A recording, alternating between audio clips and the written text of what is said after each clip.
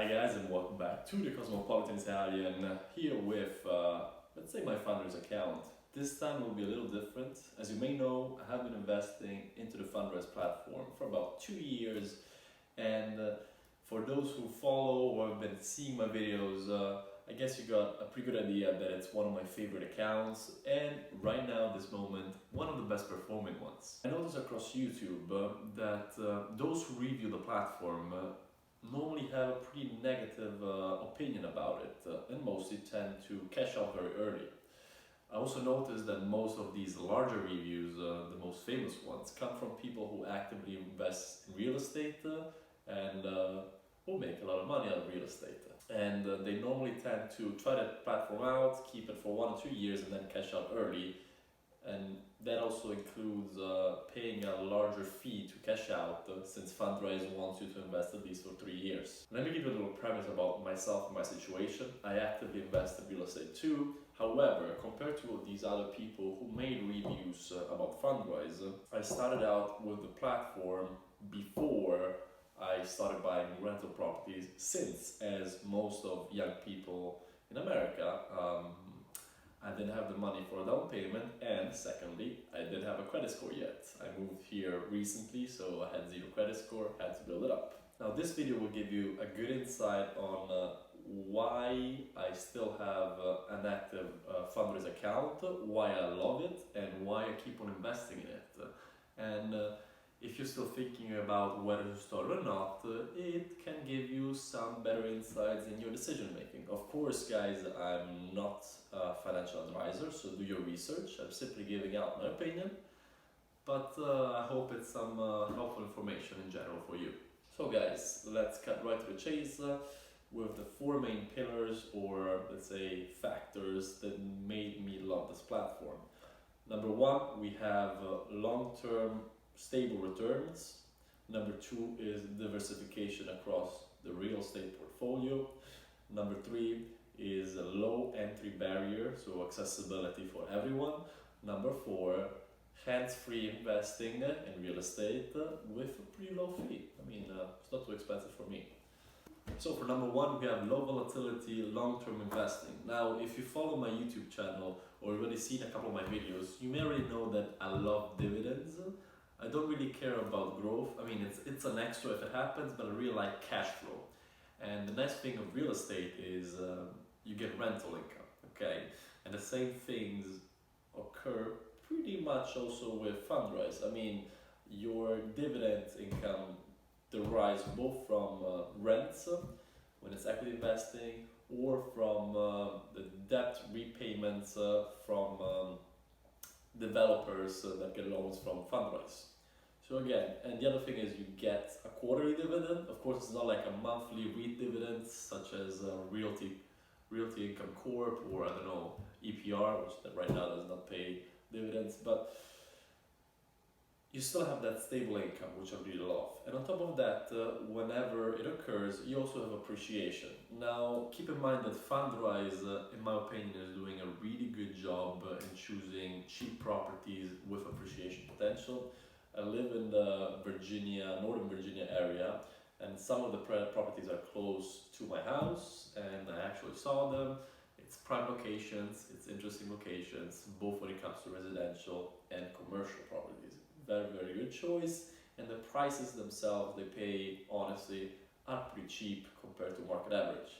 There's still big lumps of money, but it's pretty cheap overall. To number 2, diversification. So I told you already, I am actively investing in real estate.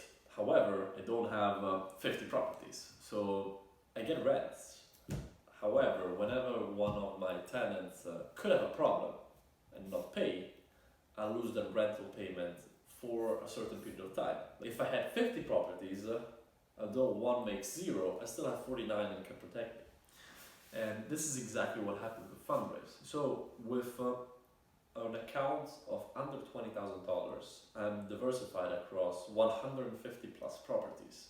So from a rental perspective, let's put it this way, I'm pretty safe, whether somebody pays or not.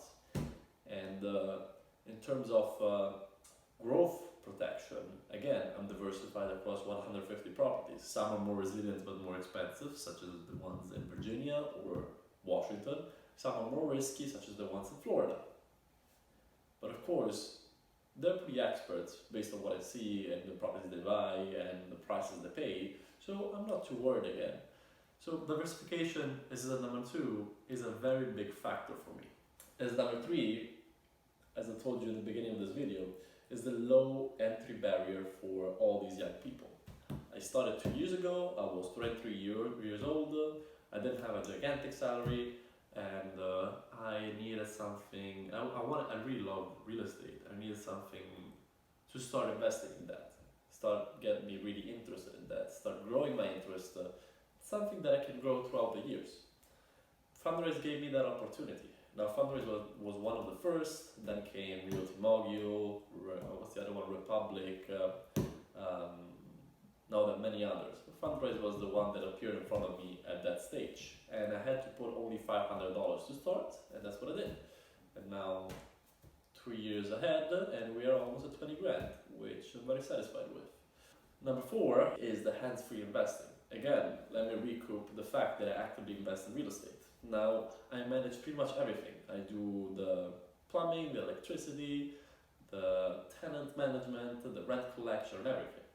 One day, however, in case I grow enough, I will have to put a property manager, since I cannot manage a certain amount of properties alone, especially if I have another job that I'm working on, because compared to all the people see on YouTube, I still have a job, okay?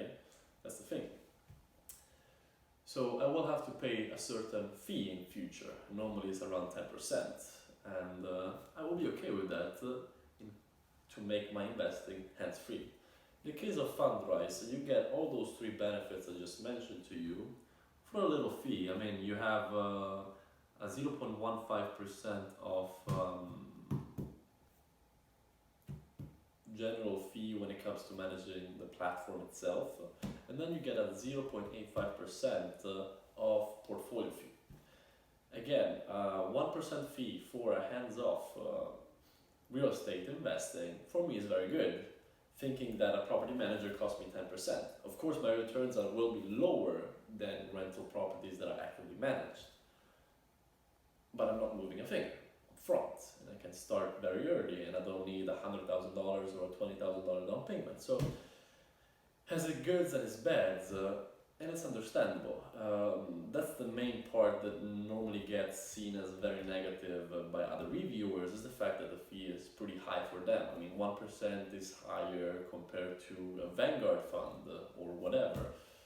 But if you look at the returns, also returns during COVID, which by the way seem to have been very positive, it all started making sense. People, I hope this video gave you some better insights.